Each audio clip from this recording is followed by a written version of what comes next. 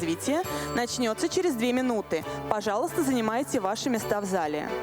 Dear ladies and gentlemen, Session 6, Central Asia, South Caucasus and Russia in search for new development models, begin in 2 minutes. Please proceed to your seats.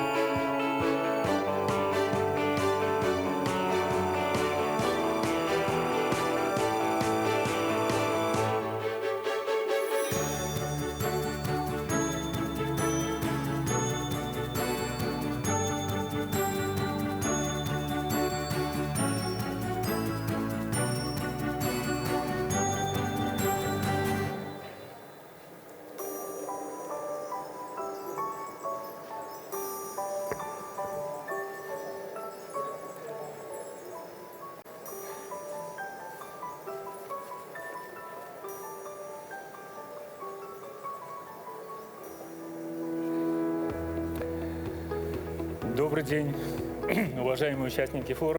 Good afternoon, dear participants. So we are allowed 2 minutes. So our time, preparatory time, is up. So then let's start our discussion. Central Asia, South Caucasus, in search of new development models. First, I'd like to recognize the management of MMO for including this topic in the agenda of the forum. Because as the General Secretary of the Fraternity of Independent States, I live by this problem. So development between the fraternity countries and in CIS, we think even wider. So we are talking about Eurasian dimension. So this our active contacts with other international organizations is a proof of that in the Eurasian realm. So the horizons of post-globalization, which is the slogan put at the basis of today's forum, certainly it's an extremely pertinent topical issue.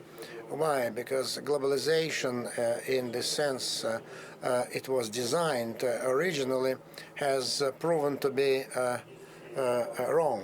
And that's why we have every reason to believe that it's gone.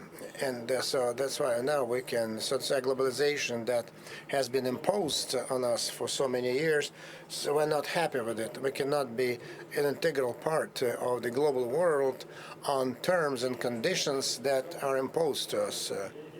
And if we look back, then we'll see that in the Eurasian space and the CIS states some 15 years ago, 20 years ago, so we thought that our world, post-Soviet space, Eurasian space, in time would become an equal part of the global world. That's what we hoped for. But the way the events started to unfold, unfortunately, so they broke this evolution of globalization, and now we have every right to say about post-globalization, where to go further. So you've been watching very closely the CIS development situation, Eurasian space, and you will definitely see that our states are looking for future goals and targets. Everyone is asking where to go. And I think that almost daily we have different international forums where this issue is widely debated, hotly debated. And when I was getting ready for this session, I went through some materials, the most recent news, and I cannot but mention some of them. Of the recent events that have taken place in recent weeks and fora and international conferences. So, for example, so the expert discussion that took place November 14th, 2023, organized by the Institution on the Institute for War and Peace Reporting. That's a British non-governmental NGO, and it held this discussion recently to bringing the horizons together. So there we had representatives of CIS, and I'm happy to state the fact that it is true that the horizons are getting closer. And but the organizers of this expert discussion invited representatives of Europe as well, and I cannot but quote that were verbalized by the representative of Poland and the director of the Riga Center for Political Studies, Maris Adjars. So quote, we're talking about Central Asia, that's what he said. Central Asia is far away from democratic standards. Certainly we're not happy with this approach. We also want to bring horizons together on equilateral and fair basis. And then we're open, and the CIS countries and the Russian Federation as the leading country in the CIS, and so ready for that. And I remember I was a participant in many discussions.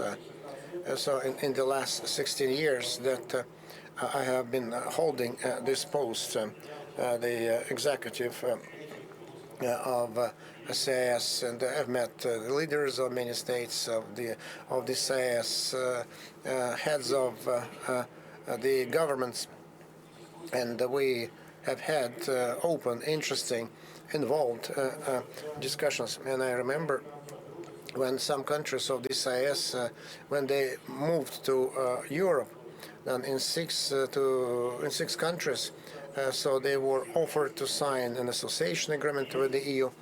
That was the offer, and now just I have every reason to say that both the president of the Russian Federation and the Minister of Foreign Affairs, Mr. Lavrov, so they were saying, and I remember that they were talking to our Moldavian friends.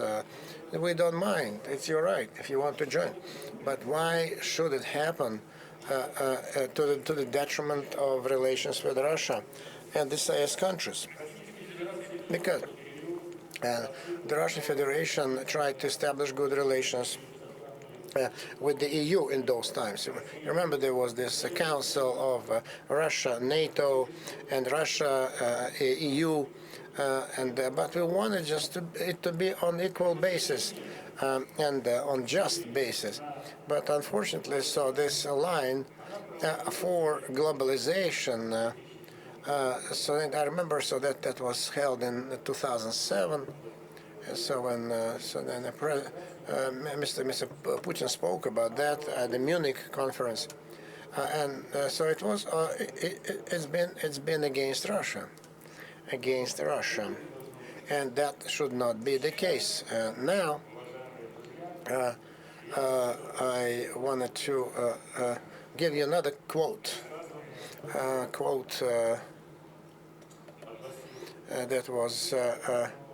That was said by the president of IMMO, Mr. Blinken, in his recent presentation in the Council of Federation. And yesterday you will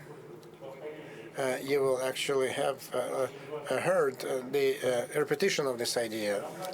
So we need to reconsider ourselves as self-sufficient, developed North, a partner of Global South and East, active center for the future, polycentric character that is being formed in Eurasia right now. So, and it's not because we want it, not only the Russian Federation, but other countries of Commonwealth. So by Russia, naturally after Russia, when they had to close down our relations with the West for obvious reasons. And I'd like to thank the organizers for inviting such highly qualified speakers. We have very diplomats with a great deal of experience working abroad and in the CIS countries, highly educated professionals, prominent personalities, because they represent a multinational family of the CIS. And here we have our friend and partner from China, with whom we have stepped up our relations and cooperation in recent times. And it is true that these people, our panelists, they are internationalists. And I'd like just to say that I was born and grew up in Uzbekistan.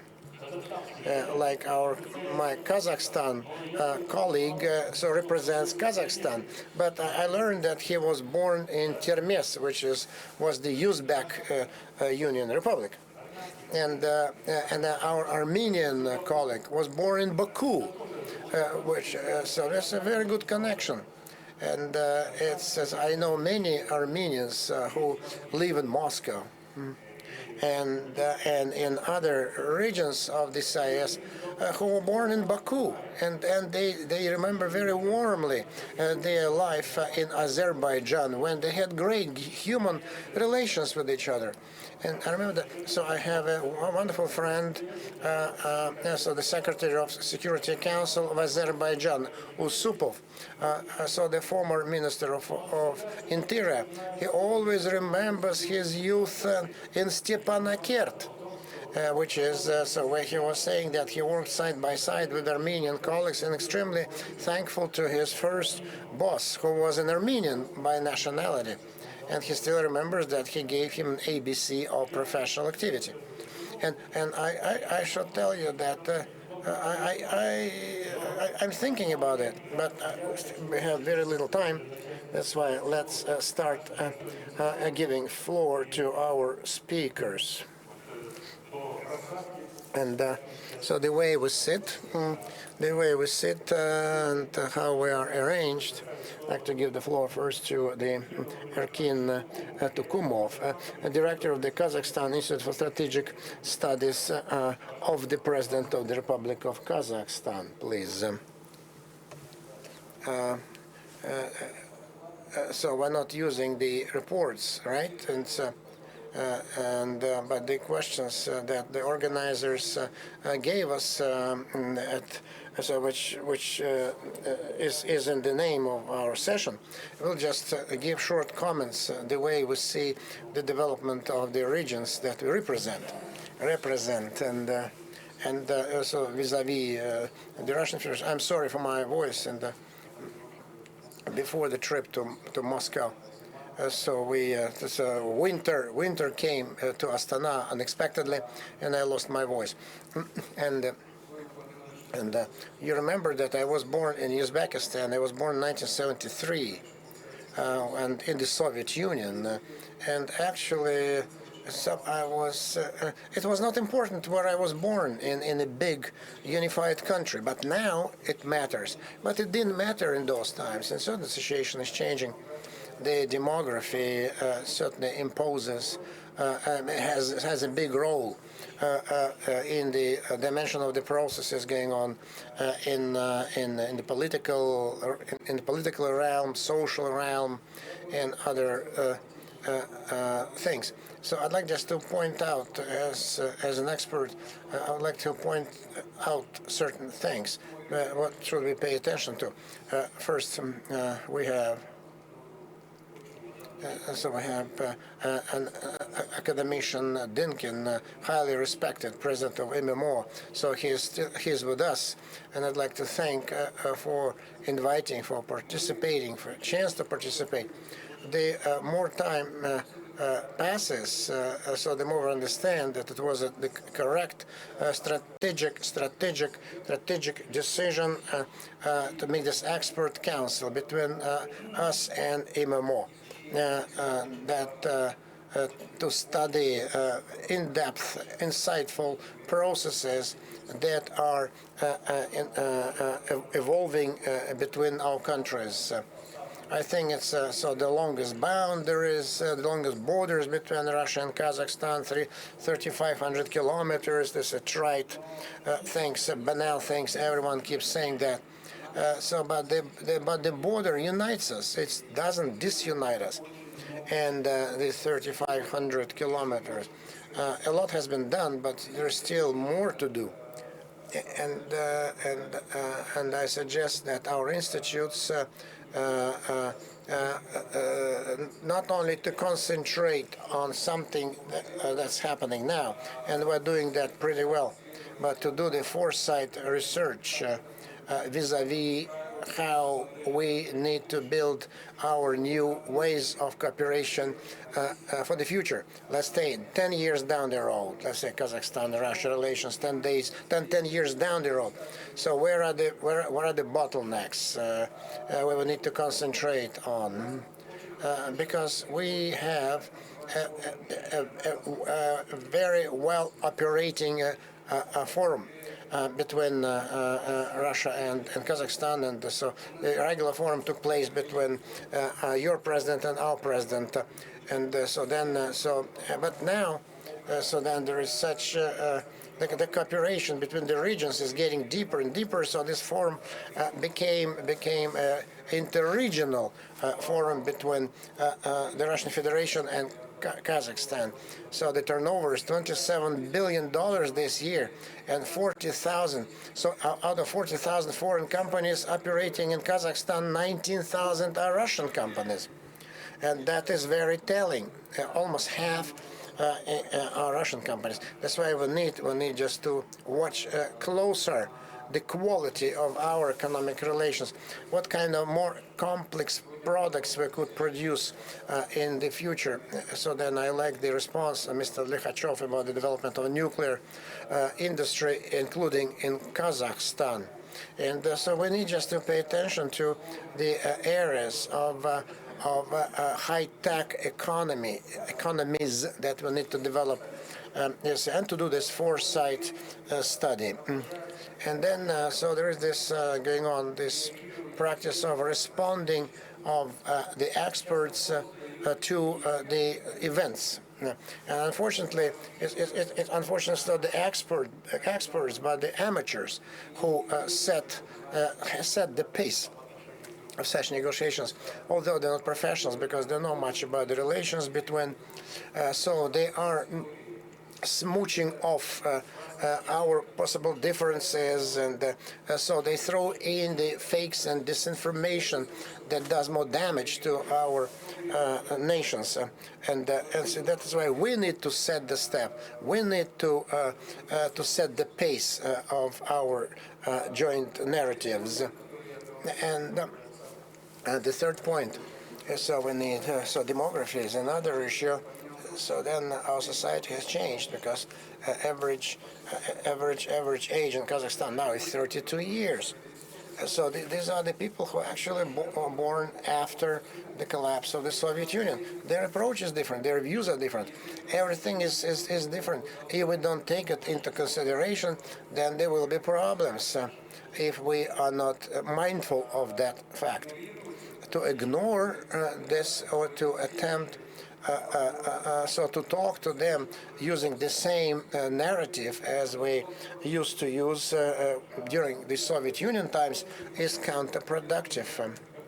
And this is why another point, so in the definitions that we use, sometimes we use some terms and definitions, not understanding that the time has gone. And so we need to think of new ways to join forces, our experts. And I like that the name of the session is so the Central Asia, South Caucasus, and Russia. So there was no South Caucasus. They were talking about beyond the Caucasus, beyond the Caucasus. So then there's this correction. So now just we call this region South Caucasus now.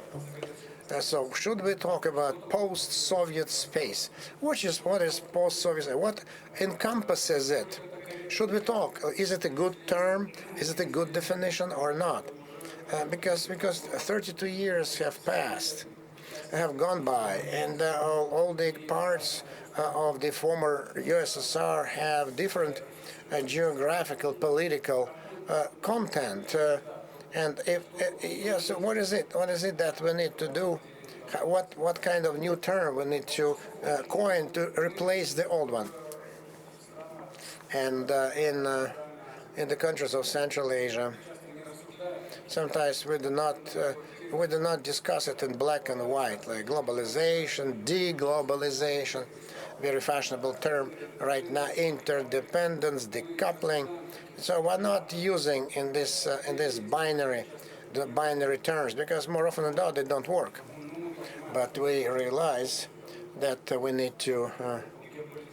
So then we need to be involved in this geopolitical narrative, and we need just to think of new approaches. Thank you.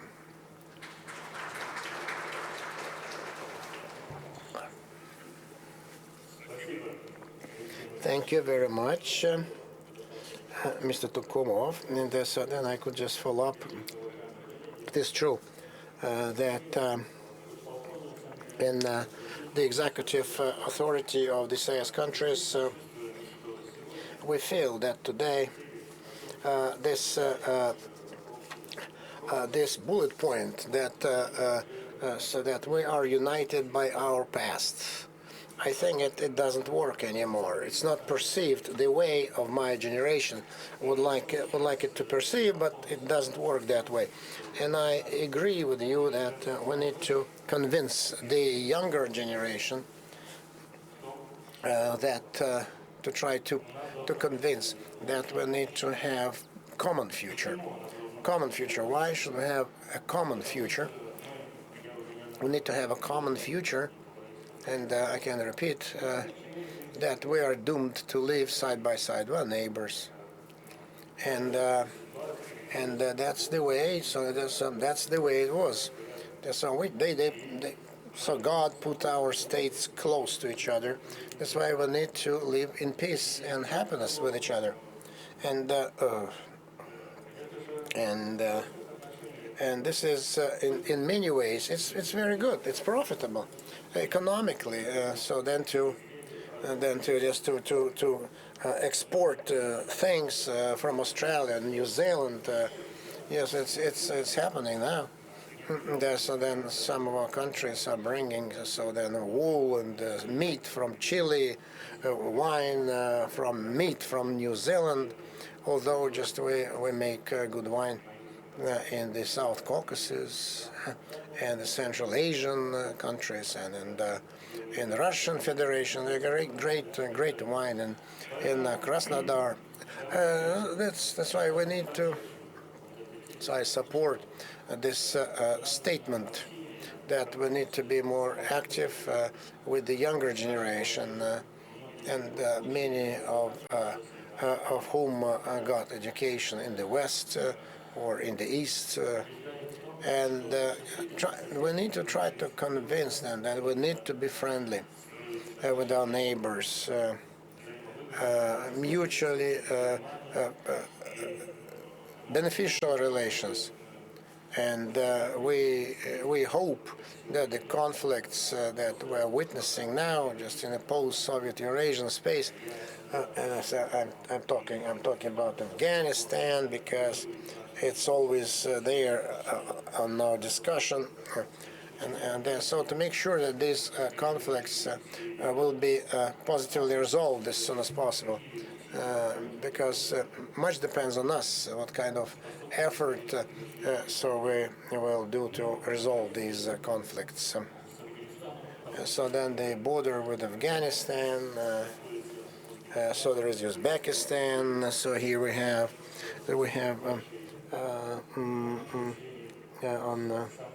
so the youngest participant, representative of Uzbekistan,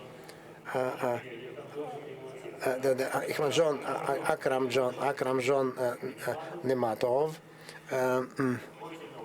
very experienced in spite of his young age, politologist, researcher, and I'm happy to state that he is our regular guest of many fora, including in the Russian Federation. And I cannot but quote him because I went through his statements very carefully. Our friend, Mr. Nematov, so he is writing that. So the countries of Central Asia jointly form new paradigm of perception of this region as a whole and economically cohesive space. It's not only a powder keg, but a place of mutually beneficial cooperation. And so this is unquote. And a year ago, just talking at this stage, I think that he actually said something that is very pertinent right now. So he said that today, what he was talking last year, so that in-depth transformation of the world order, which goes hand in hand with the exacerbation of political confrontation and economic crisis. That's exactly what we're discussing today. And please, over to you. What has happened in the last year? What can you propose? Thank you very much. I'd like to take advantage of this opportunity and to sincerely recognize the management of MMO and Mr. Dinkin personally, Mr. Fyodor Genrich Vitolovsky, and I'm happy to be here, and this is my second time, and I think that so what's important that you moderate this session. This is very important. As a person that over the last 16 years, being the chairman of executive committee of CIS and general secretary, so you contributed a lot into security and sustainable development of the CIS space. I would like to follow up on the ideas that you shared about the situation in the Central Asia and around it, how we understand those processes and what are the challenges for the region and what do we think should be done under the situation. I will say again that the deep-rooted transformation is taking place in international relations. So the world order is getting fragmented and the confrontation is getting more acute.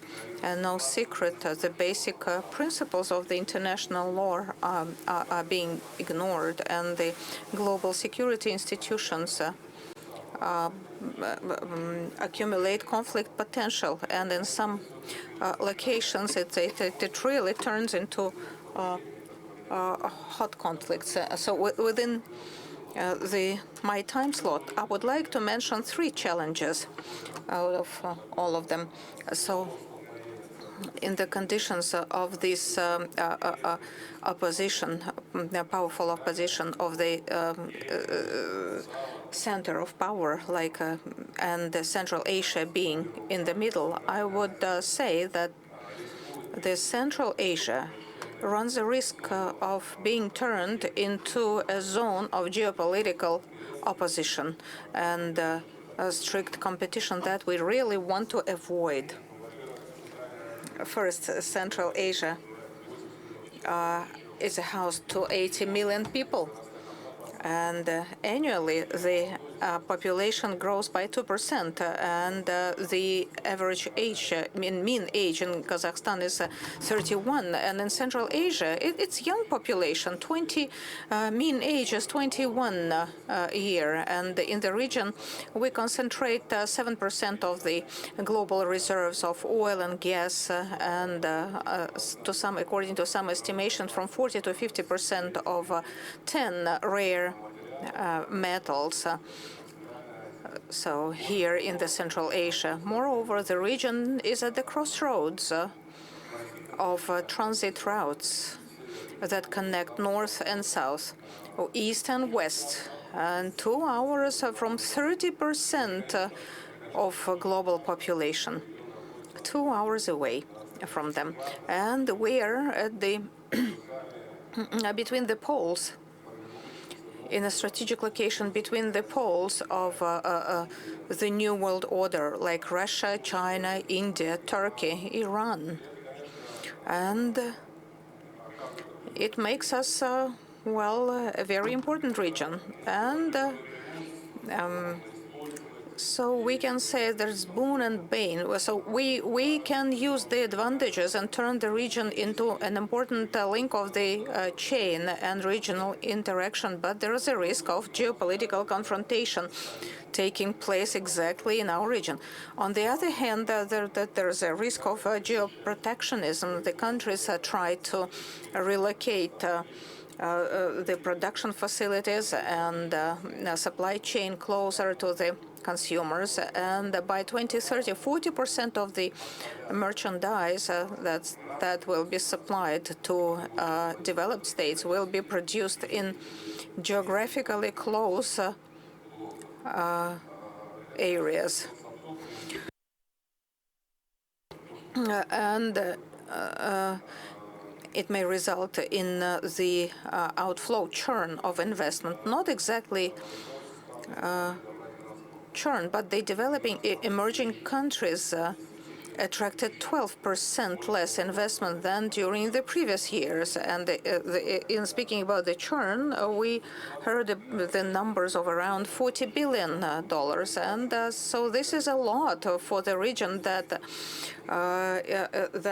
intends to modernize and requires investment badly. And another challenge that follows up on the previous is the ideological opposition and kind of opposition of values because of this fragmentation of world order and politicization of international relations, and people get disoriented, people get mixed up, all murky when people lose the feeling of security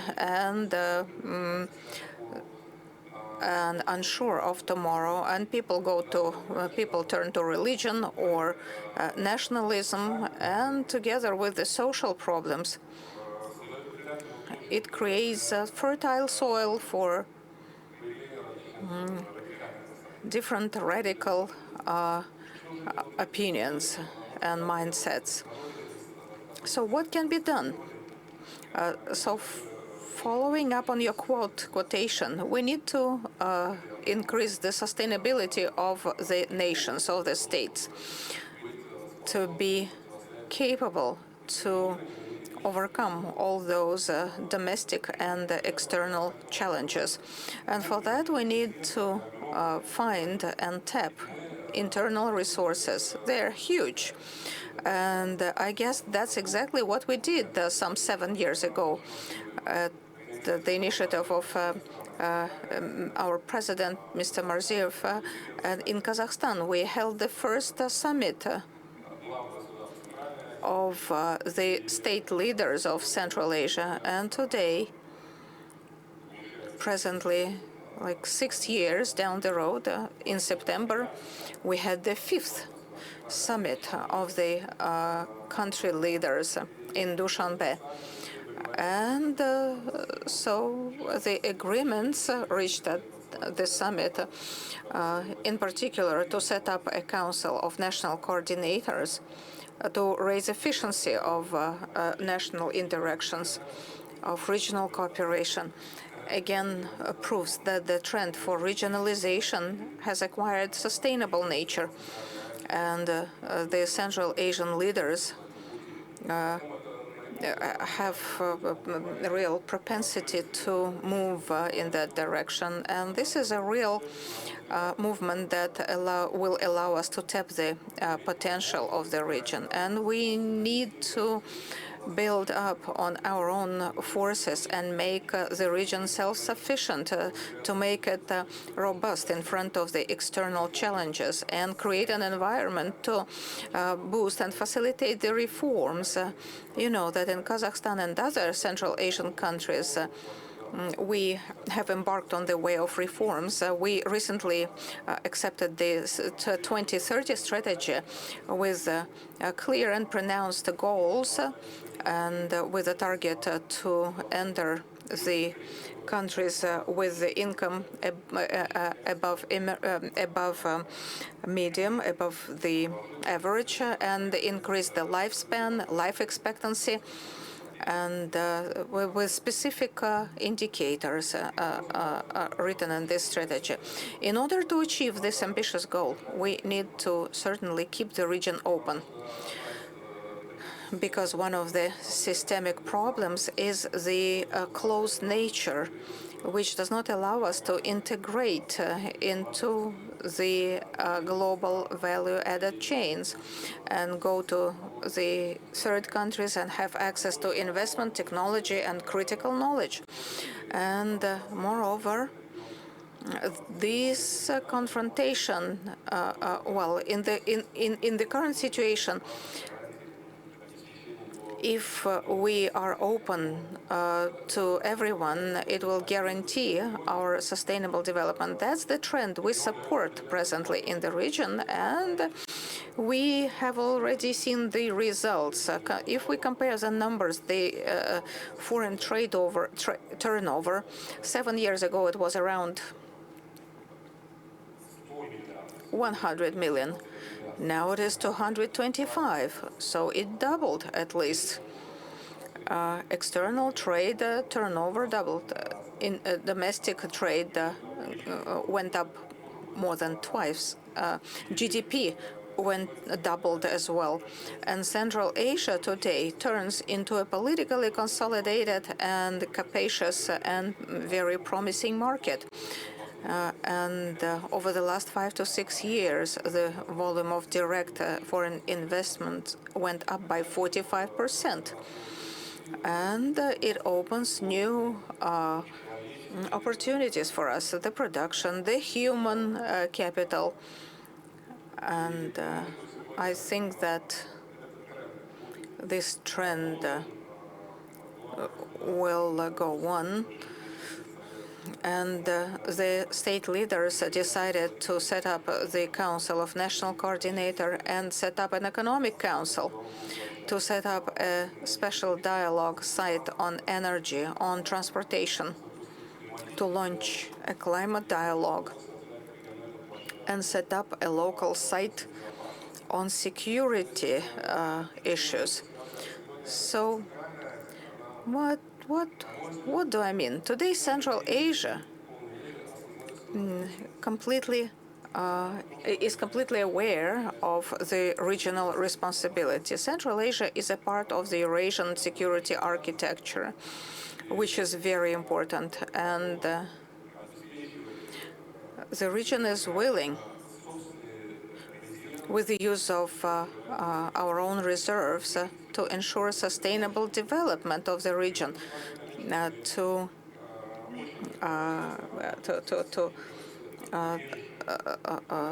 fight the external challenges. And we are in close touch with Russia, the largest European power.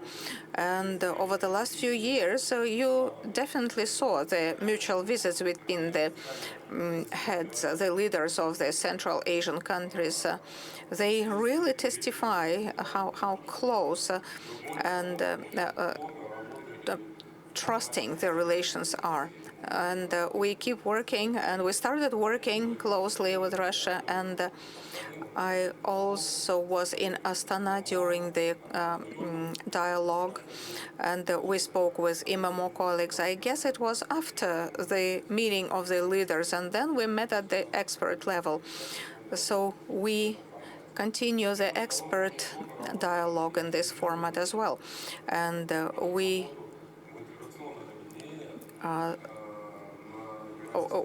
boosted our activity in integration unions in the Eurasian space in order to ensure stable and sustainable development of Eurasia. That is, we are only an observer in Eurasian Agro-Express and digitalization and transportation in the Eurasian Economic Union. That's where we participate, and we we intensified our participation in other organizations, and we then, if my memory doesn't fail me, in more than 25 cross-industry cooperation agencies, and Uzbekistan keeps participating, and in 60 and more than 60 initiatives targeted at tapping the potential of the Commonwealth. And you spoke about it. It's huge. In order to tap it to the fullest in terms of industrial cooperation and the trade. In 2021, we accessed the free trade zone without any exceptions. And today it is very important to use our own strengths and strong point. And Russia is our closest neighbor. Russia has always been our ally and will always be. Russia and Uzbekistan should ensure together the sustainability of this big region to internal and external challenges. Thank you. Thank you so much. I cannot fail to add a few words. So we need to draw attention to the profound changes that took place over the last 5 to 6 years and the role of Uzbekistan in those changes. And I should not forget about the role of Kazakhstan and the leader, and the meetings between the leaders of the Central Asian countries happen almost every week in bilateral, in multilateral format. And so saying that when we say that Central Asia is searching for the development model, we have confirmation that in the region and outside, there are so many meetings within integration unions, very active, very loaded, followed by signing of important agreements. And the Central Asian countries are indeed in search of the new development models.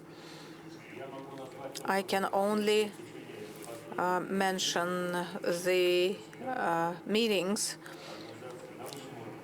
at the top level of Turkic states and organizations and economic cooperation in Tashkent, I guess, in Astana, and the multilateral meetings of integration structures, those new unions that have never been in the picture even a short time ago, and they were quite passive. But today we see a real explosion, organization of Turkic language, Turkic language state turned into the organization of Turkic states. And a week ago, there was a meeting at of the leaders of the SPEC countries in Baku. I'm going to mention it. when we speak to our friends from Azerbaijan. As for the Central Asia, let me just mention another fact. As a CIS General Secretary, I feel very happy that all countries of Central Asia advocate preservation and improvement of CIS. I won't hide it. Some 10 to 15 years ago, we heard some kind of deliberations at the top level and quite insistent ideas that why do we need CIS, Commonwealth of Independent States? There is a Eurasian Union that is active in practical. There is OSCE. And the CIS is obsolete. We can just, let it disappear. But I can happily say that it's the Central Asian states that never accessed the Eurasian Union or OSCE or CSTO. They actually advocated, they protected the idea of keeping CIS. The CIS, and I spoke to the president of Turkmenistan, to Mr. Aliyev, to President Aliyev. They both said, no, we do mind the dismissal of the CIS. We want to interact within CIS. We want to keep interacting within CIS.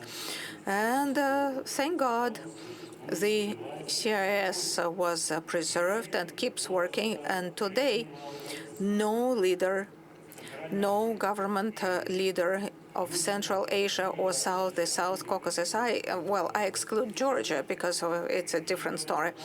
Everyone says that the CIS is necessary and should be continued. And the profound changes took place in the South Caucasus. We witnessed all those changes, and we pray to God that everything ends up in peace regulation of those problems that have been around in the South Caucasus for decades. And let me now pass the floor to our longtime friend and the speaker who annually participates in our conference. And last year, we also took the chairs here at this stage. Alexander, please share your thoughts about it. Thank you, Mr. Chairman. For want of time, I will not be repeating what my colleagues have already told us, except probably only one, which I want to reiterate as it is important. It's the idea that the post-Soviet space, it is difficult to call just post-Soviet space as such.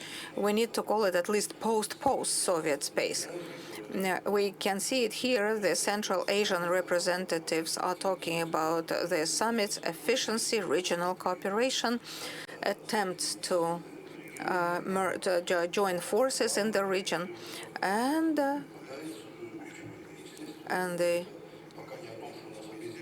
we are not talking so far about the things that unite us, but about the things that divide us. The post-Soviet space is very different, diverse, and the cultural models and the perceptions and patterns, cultural patterns of our generation don't work for the youth anymore. I indeed was born in Baku, and it means a lot. A person from Baku or a person from Moscow. So a person, so young people, when they learn that I was born in Baku, so look at me with round eyes, and it's hard to explain that there were some kind of 200,000 people who were born in Baku and were not Azerbaijani by nationality. So we have to live with it because they're different. They don't understand our realities of the Soviet Union. And then my colleague from Kazakhstan an expert should be an expert even if he was born in New Zealand. He has to understand the situation. Yesterday, during the opening, Mr. Kosachev used a metaphor, I guess a very delicious metaphor, an earthquake. He compared what's happening now is like an earthquake.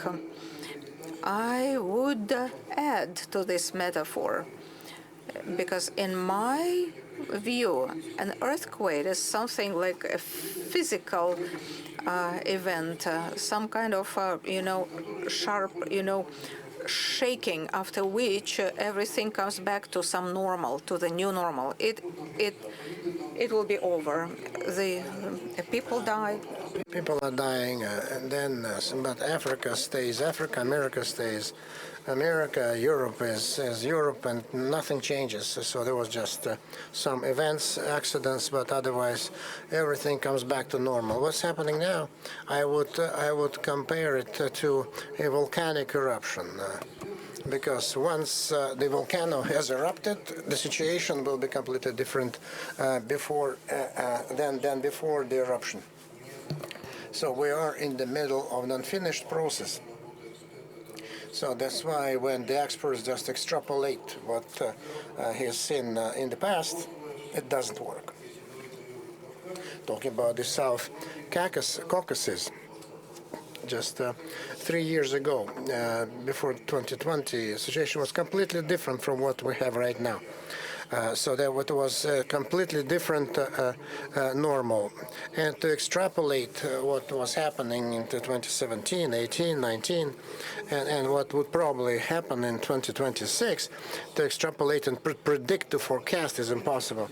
Because when the volcano has erupted, where Pompeii will be and which way the road will go, it's impossible. So the thing is that now what's happening in South Caucasus right now, I can look at it from Yerevan. I would call it vacuum of security. Vacuum of security. Certainly we can talk about the economic development quite successfully, because in my country, so we can observe an economic growth. But to call it a sustainable growth, and how it will continue, and impossible to say, because we have no idea how security will be built, and very difficult to predict and to forecast what's going to happen. What I'm trying to describe, the science calls it anomia, when the old order of things died, but the new one has not yet taken shape. That's where, somewhere. So there are many bifurcations, different options, and that's the polycentric order or multi-vector essence. You can call it what you will. It's not that we won't have now, let's say, America, there will be Russia, or there will be no Europe, there will be Russia. It's not the case. This is something that is very difficult to describe in this area, and we feel it very well from inside the Caucasus. Now we'll have Iran, Turkey, Europe will be there too, and NATO.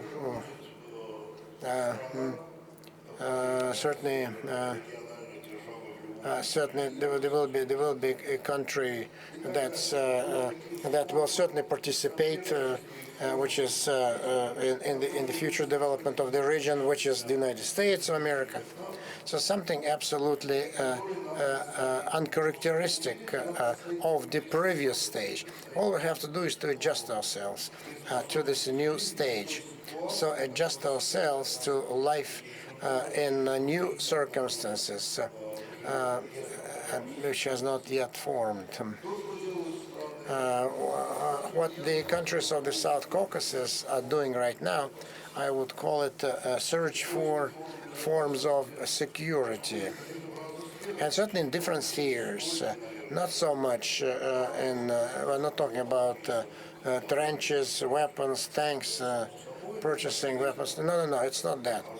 It's just hard hard security is not all security. It will take different political form, searching for diplomatic forms of security, political, then forms of security related to communications, and in every of these areas, we face lots of challenges. And so they are related directly with this geopolitical competition. Maybe 10, 12 years ago, when we spoke, if we spoke about South Caucasus, I would have said that the main problem of the South Caucasus originated in South Caucasus, because we create our own problems. So Armenians of the Azerbaijanis, the Abkhazes for the Georgians for the Azerbaijanis. That's what I would have said. So that we generate ourselves. Now it's not the case anymore.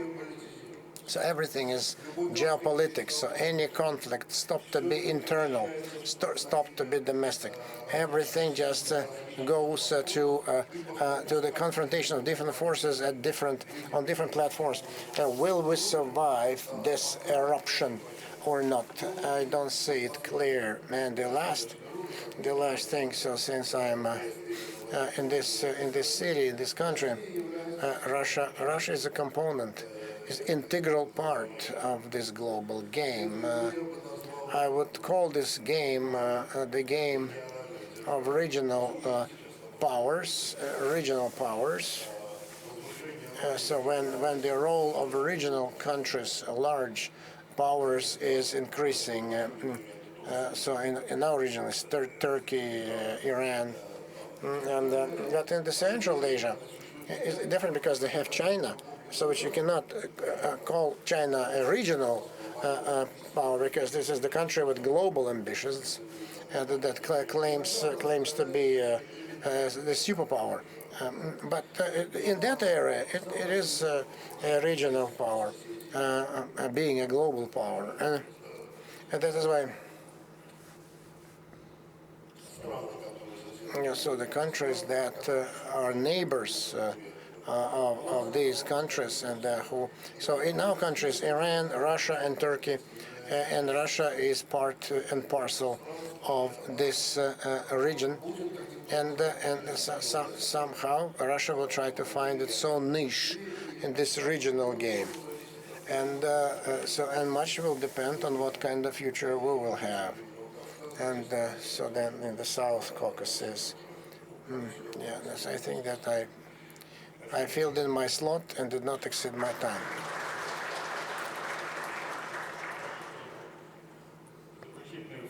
Yeah, so the last phrase, actually, it echoes a quote from an interview of our next speaker.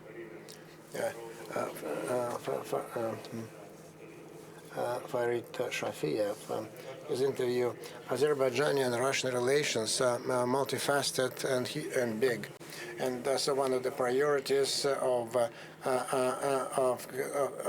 Azerbaijani policy is cooperate with Russia. And I was saying that in Baku this week there was this meeting of the heads of the country's participants of the SPECA program. And for the first time in course of the existence of this organization, so this gathering saw the leaders, participants of this program, and in this, and I cannot but quote the president of Azerbaijan, Mr. Aliyev, that he pronounced at the speckled Baku. Azerbaijan and the countries of Central Asia are related many century cultural ties and economic ties. Azerbaijan and Central Asia is the only historic and cultural geopolitical space which has an increasing strategic importance. In September this year, I was invited for the first time as a guest of the summit of the countries of the Central Asia for the first time. And this is so what's going on? What we can observe, as we say today at our forum, so we're searching for new models of development. And this meeting in Baku is a good proof of that, of this search, and in my view, very constructive search. I have already given evaluation to the agreements reached between Armenia and Azerbaijan, and I hope that these negotiations will end eventually. There are different forecasts. Some say this year they may end before the year end. Some are more cautious forecasts. But the most important, the main vector is correct of development, and we are all in this area of CS, and we would be very happy if you manage to reach peace in that area. So new players appeared, new actors appeared. That's new actors. So we spoke about Europe and the United States. And so we spoke that we won't be able to get rid of them. They will definitely be participating. We cannot push them out. But we are still happy, more active role as intermediaries in the settlement of the situation in South Caucasus and Georgia and Iran and Turkey. This is good. This multifaceted cooperation is so that's but with one noble idea to contribute to settle the issues in the South Caucasus. And so about Mr. Safiev and Safiev and an experience. So he was an ambassador to Canada and the Czech Republic. He knows post-Soviet state and he knows the West very well. Although just we put in doubt so the logic of using this terminology, but I think we'll be using sometime in future this old term nevertheless. Thank you. I'd like to thank Mr. Dinkin and the team. Second time I participate, but I speak for the first time. So I'd like to thank everyone who contributed to it. Remembering that we're short of time, and that's why I will just come out with some bullet points and touch upon the issues and comment on what has been already said. So the important development of multilateral relations. So this is and yesterday we discussed it. So with the Russian Council, International Affairs, our partner organization. That's a topic for the whole day. So we signed the Declaration of Union Relations in February 2022. So more than a year and a half has passed. So we're coming for the next. We need to celebrate the anniversary already, the second anniversary of the signing of this. So with Russia, we are building very close relations in different spheres, and I think that the changes that have taken place in South Caucasus, Azerbaijan has regained its sovereignty, and the flag of Azerbaijan is Ankandin. That's the historic name of the former NKO capital, and I think that it certainly opens up new prospects for better relations, for better relations between our countries. And so then some experts think that to manage the region, you can do it through frozen conflicts, but the experience shows, the reality shows that they are not frozen. And then it actually contributes to the fact that the external actors, so they're trying just to take advantage of this opportunity and get into the regions. And that's why I think that after September 2023, as we think that we have we can finish this conflict with Armenia, and so then there was this agreement. So we'll see how quickly we'll sign this agreement, whether we'll be able or not to sign it. But I want to be optimistic about it one way or the other. I think that for both Russia and the region, so there's certain more or less defined agenda that can be planned for several years down the road. And from this viewpoint, for Azerbaijan, it's the restitution of its territories in Central Asia. So then our historic and cultural connections with Central Asia.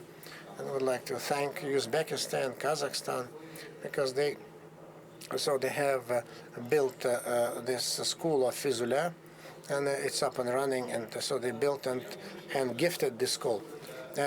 So that's another area to cooperate between Azerbaijan and Russia. Some challenges exist. So there are non-regional actors that certainly want to ride this confrontation agenda. So then this. It does mean that Azerbaijan is against the participation of global powers. So then in the 90s of the last century, we cooperated with the United States on energy projects. With the EU, we cooperated.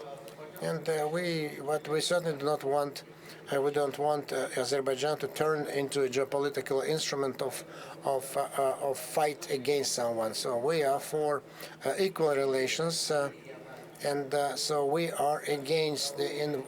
So we are involved. We are ready to welcome non-regional stakeholders, so to come and participate in good projects, but not destructive forces.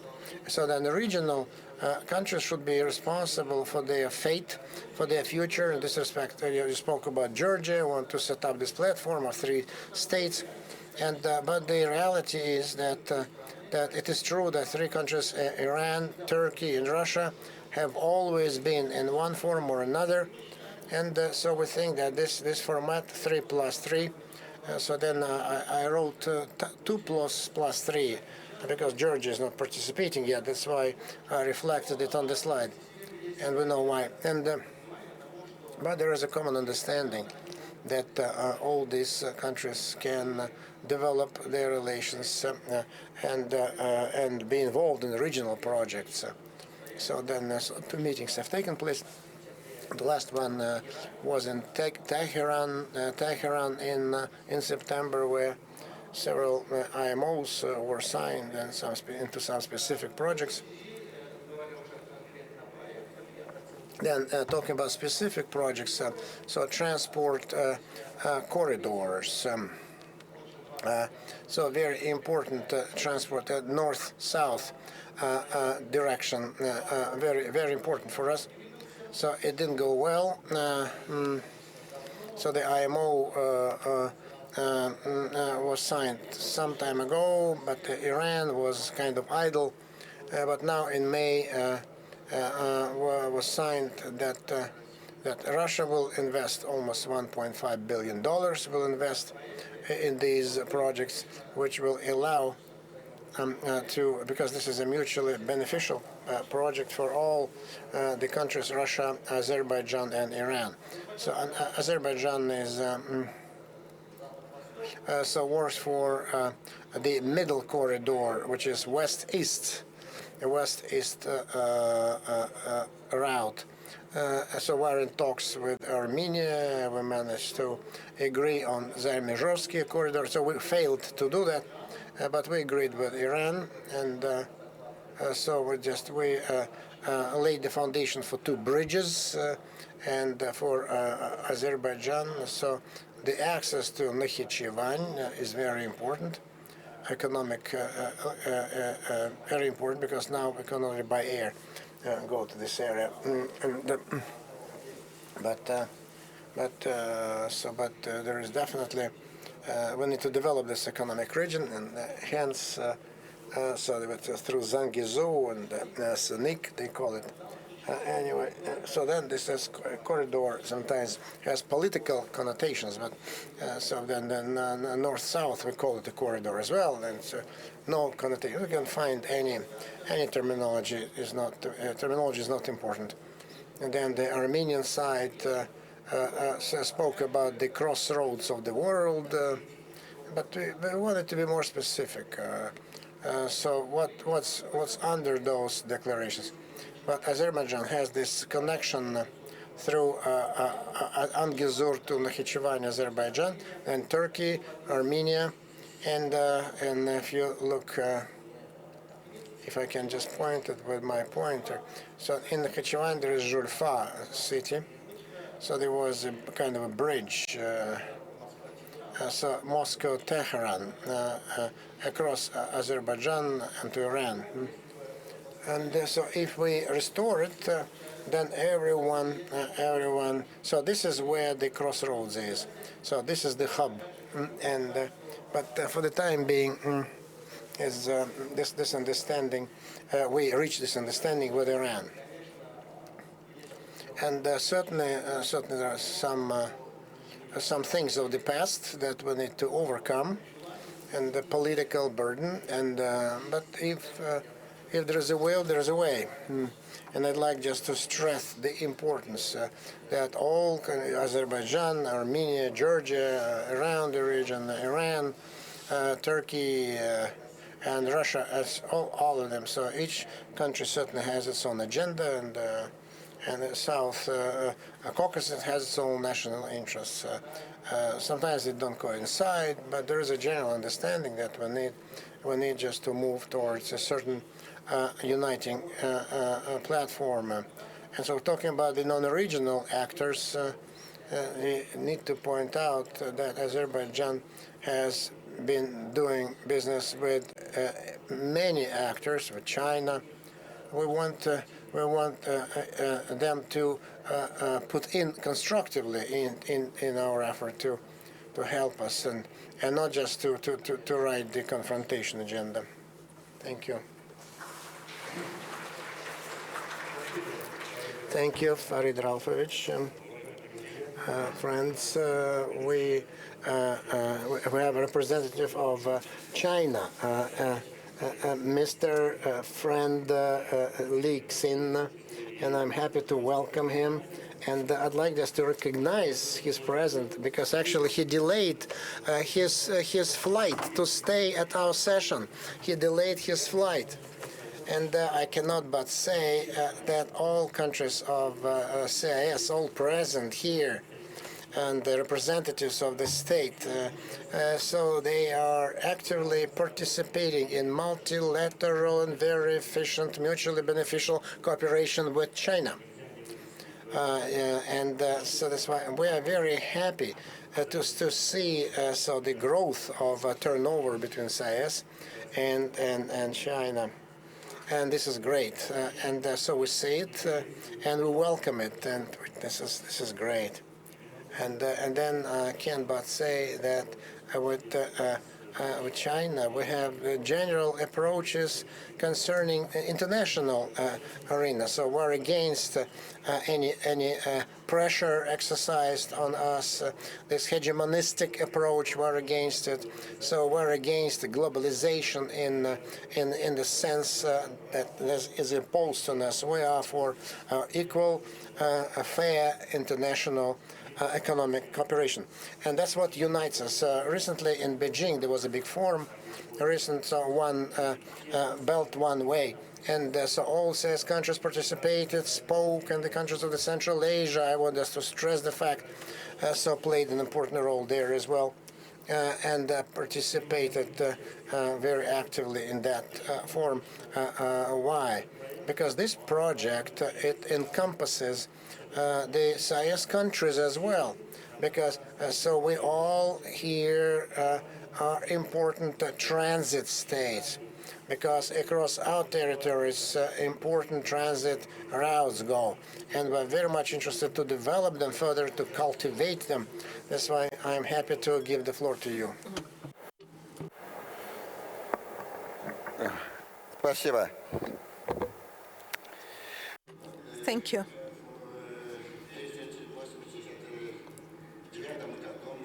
In 1989, I was sent to study to the Soviet Union, to study in the postgraduate university in Minsk. And it was my first visit. It was Soviet Union then. And after graduating from the, when I graduated, there was no Soviet Union. And I'm personally very sorry about it.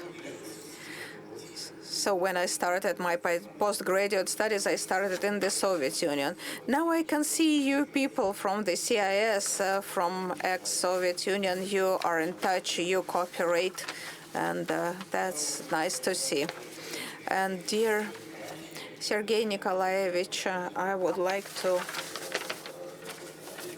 thank the organizers and Alexander Dinkin and his team. I was invited here and to this very important event, a very significant event, and I can share my views with my colleagues.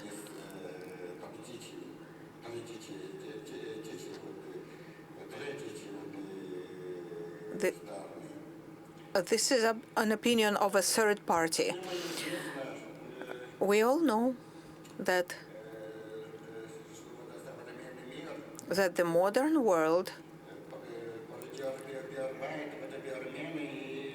is going through changes and restructuring and gaining momentum that have never been seen before.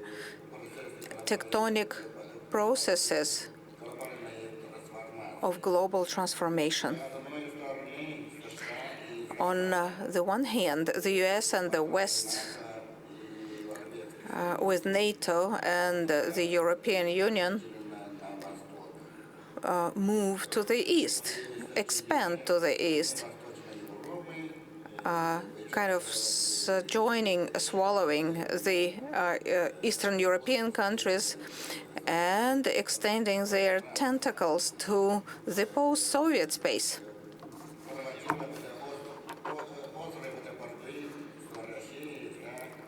So, and trying to involve the ex-USSR countries into the fight with Russia, including this Ukrainian conflict. And they imposed unprecedented sanctions against Russia and isolation from the international community. On the other hand, the US, with their allies, create AUKUS 4 as an Asian version of NATO in order to block and isolate China and Russia. And the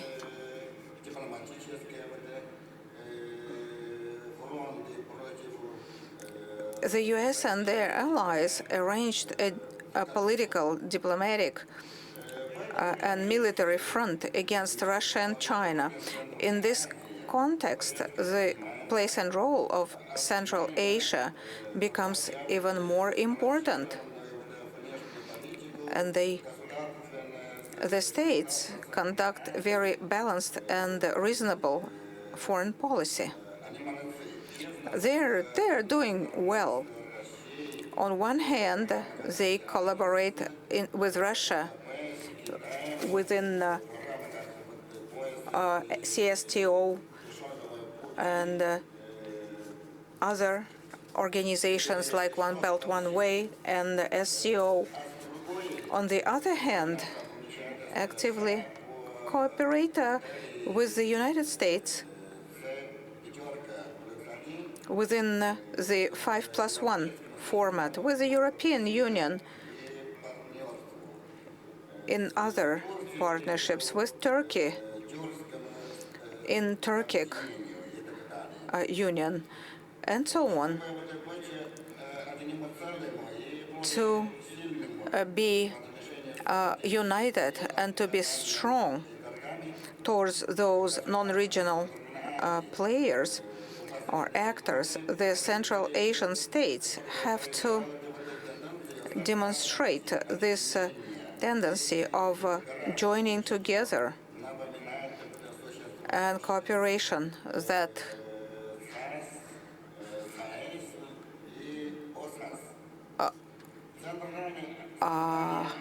like a union. The Central Asia is a gateway to some provinces of China.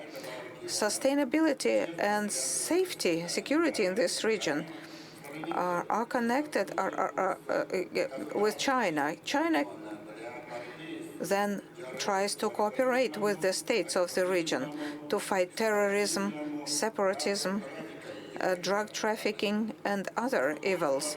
On the other hand, considering the combination of economic and production and technological advantages, China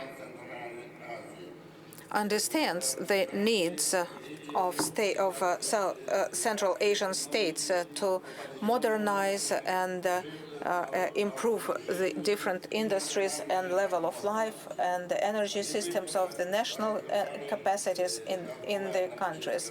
And we developed trade and economic cooperation, especially in the framework of building One Belt, One Way. The summit in China and the Central Asia in the first half of this year has become a very important step in this activity. As for the nature of cooperation between China and Central Asian states, back in 2013, Xi Jinping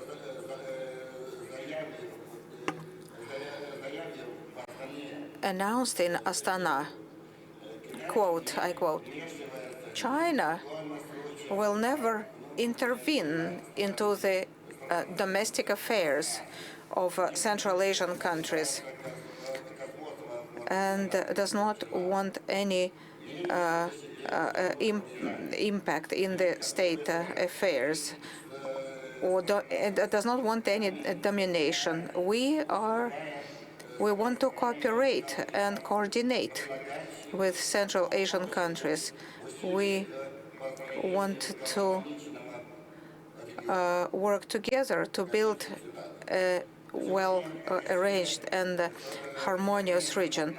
And today, Russia, Central Asian countries, and China have common interests and should improve interaction between the countries to improve sustainability, independence, development, and prosperity in Central Asia, and eliminate hegemony, unilateralism, protectionism, to preserve the interests of all parties in politics, economics, and security, to avoid competition and misunderstanding between each other. And this cooperation has an academic name: market cooperation with third parties, that lies in the economic area between companies of the two sides in the markets of third parties for better use of individual advantages of each party and achieving mutual benefits for all parties, and practicing 1+1, practicing the principle where 1+1 is more than 3. And we can see the best model of this cooperation with the example of gas companies of China, France, Japan, and other countries investing jointly into Russian projects, Yamal SPG.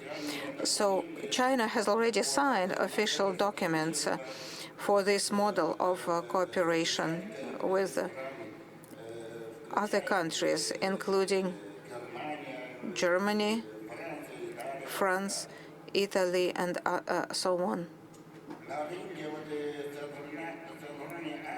In the Central Asian market, China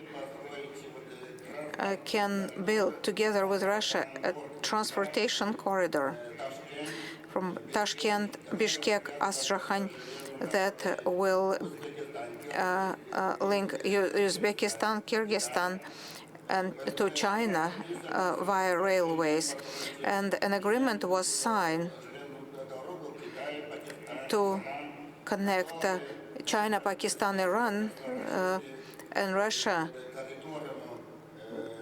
by railway to connect to the north-south corridor. And China is ready to cooperate with Kazakhstan in building Trans-Caspian international transportation corridor, and European Union to build another European transportation corridor. Thank you. We thank you. And being polite, we certainly pass the floor first to our guests, but we have two hosts from MMO, and I want to introduce them. That is head of post-Soviet studies of the Institute of Global Economy and International Relations, Mr. Edward Solovyov, and I want to thank him for the developments and scholarly works of your institution. They're actively used in other countries. And Stanislav Prichin, senior researcher at the Center for Post-Soviet Studies of Primakov Institute.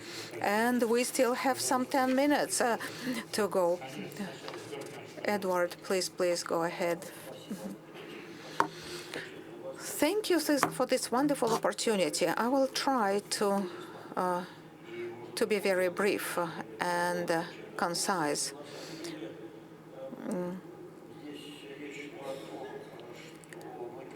We were talking here about living in a period that is comparable to an earthquake or volcano eruption, but the two long conflict cycles are the reality that we feel. And this is the situation that in midterm has a structural nature. We cannot avoid it. We can certainly be sorry and we can be sad about it, but we have to act in the present situation and analyze the situation in the Soviet Eurasia, in the post-Soviet Eurasia, and the interaction measures that we can select in response to the present challenges and threats. Lately, there are many people speaking about the conflict in the security area in Ukraine between Russia and the Western countries. Certainly creates an impact to the whole post-Soviet space, and the presentations today, to an extent, transform our perceptions, and any conflict in this post-Soviet states will have this new geopolitical dimension, and we cannot avoid it.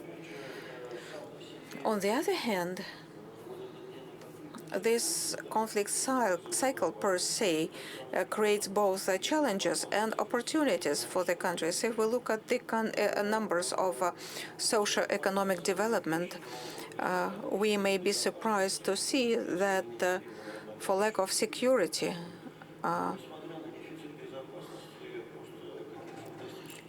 we see some fantastic numbers over the last few years, including 2022, with this en masse relocation of people and investment into other countries, primarily into Armenia and Georgia, contributed to the economic growth. In Georgia,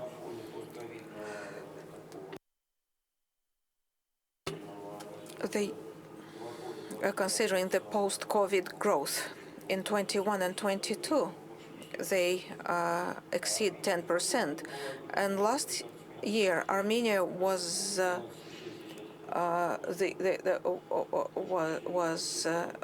having very high numbers, over 12% of GDP. Azerbaijan keeps developing as well, and probably with a higher economic base, but still 4 to 5% a year.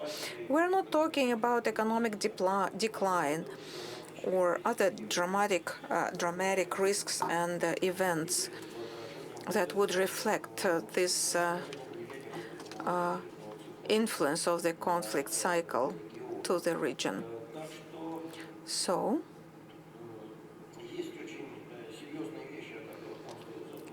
we need to think about serious things, but we should not dramatize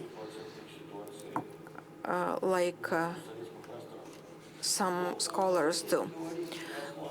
So speaking about weak spots of the post-Soviet Eurasia, I would briefly speak about two key things, two key factors, conflicts and institutions.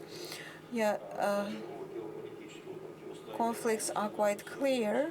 They become entry points for non-regional nations. I don't mean the investors or some goals of economic development, but these military and political aspects. Conflicts become entry points for non-regional powers. And the position of Russia, expressed by our president and foreign minister, presumes regulation of those conflicts. And since last century, Russia abuses this conflict potential in the post-Soviet space, uses conflicts to justify presence in different post-Soviet regions. But again, briefly, for lack of time, I can only say that the manageable chaos is not our method, so we don't do it. We don't use controlled chaos. And conflicts should be solved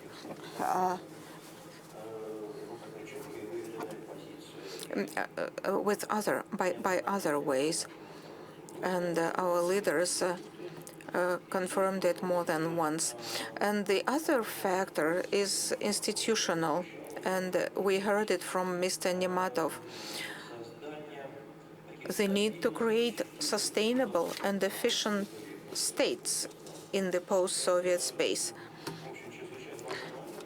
It is very important to ensure predictability and manageability, and that will eventually create prerequisites for sustainable progressive development of the region and the whole post-Soviet space. The institutes are not always the strong points, but I don't want to offend anyone. I will give you a case of the western part. I will speak about Moldavia, where relatively weak political institutions keep causing the situation when an oligarch could capture some state functions and influence the governance of the country much more than the real state institutions that should have been doing it. And speaking, and it does not only confirm the quality of the post-Soviet institutes, but the International Institute, because this person used to be a vice president of Socialist International, which was, what to me was a political weird thing, hardly compatible. As for the post-Soviet space, the Eurasian Union potential is great. It has not been completely used and tapped, but I believe that over the next few years, it will be used more actively. It is a very comfortable way to collaborate between the countries which are not participating in the Eurasian Union. It is clear that the countries that are not participating in Eurasian Union support development of CIS for the number of benefits, like free trade zone of CIS. And speaking about the interaction between the states, the SCO plays an important role.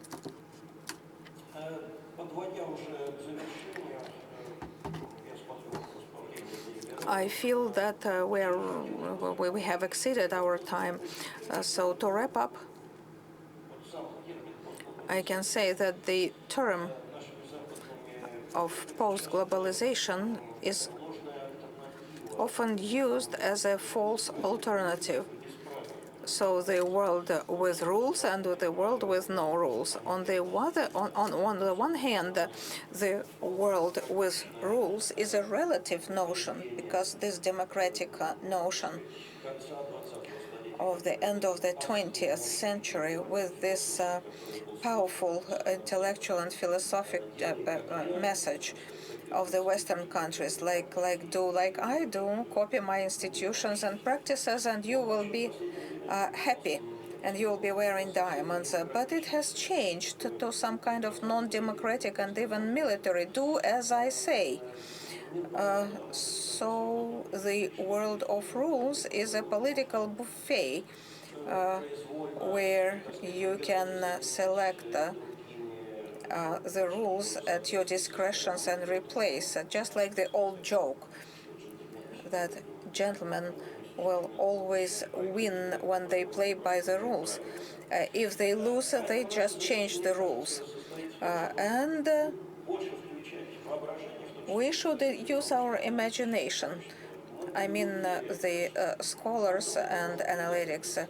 It is difficult to imagine the world without the West and without the analytical component and narratives that used to come from the West.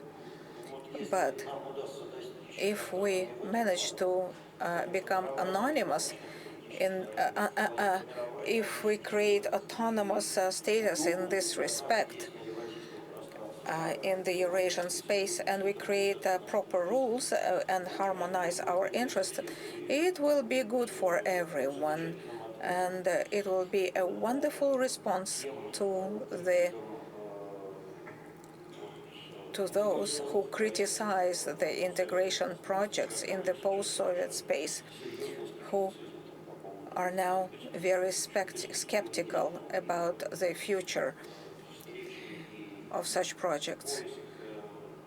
And the search for best solutions, just like our Primakov readings, is one of such successful cases. Thank you. Thank you, Edward. Dear colleagues, we all have many things to share.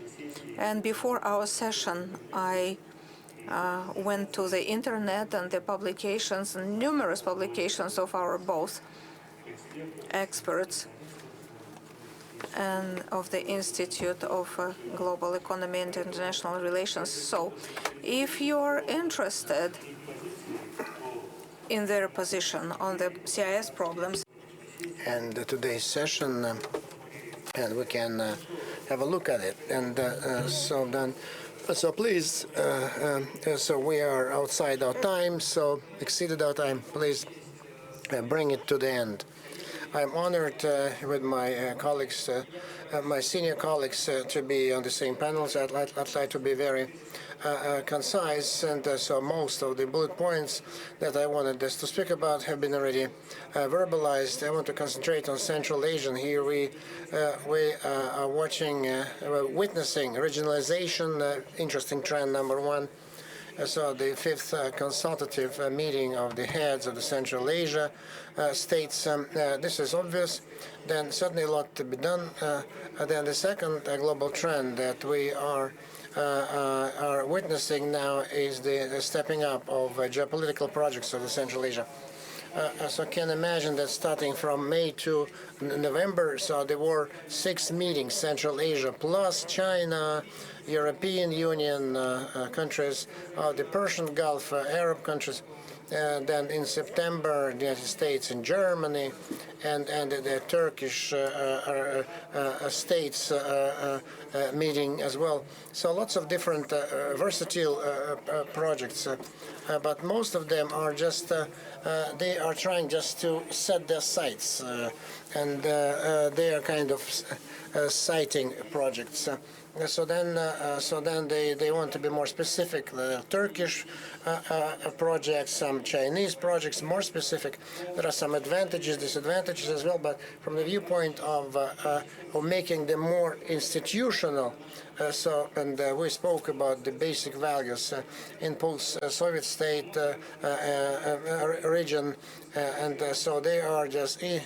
CIS, CSTO, Eurasian Economic Union, CSO,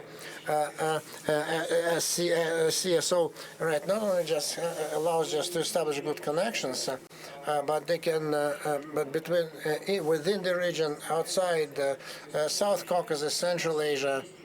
So we have.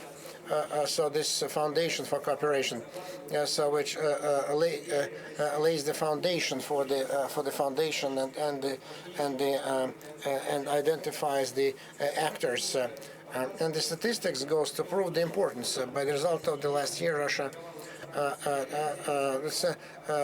So the turnover with Central Asian countries, $42 billion worth of trade, and so 15% growth. And so we know that by the year end, so these numbers will be, so another records were established. So Uzbekistan, Kazakhstan, another some economists. So then lots of money was sent by migrants from Russia to. So our turnover is $9 billion, and the money transfers from Russia to Uzbekistan came up to $16 billion a transfer. So money transfers. So you can see twice as much. So we can regard it as part of the economic relations, kind of export of services. And then we can say that, summing it all up, $25 billion worth of trade, which is quite considerable. Remembering Russian investments, presence of Russian business, educational services. So we have very in-depth, fundamental relations. But we can see that Russia is not stopping here. So the concept of the international policy adjusted in March identifies post-Soviet state and Central Asia as a priority. And we see a lot of activities here, the 6 meetings at top level, 5+. And with the Russian president, so they are meeting a lot, and so it only bespeaks the importance and the intensity of our meetings.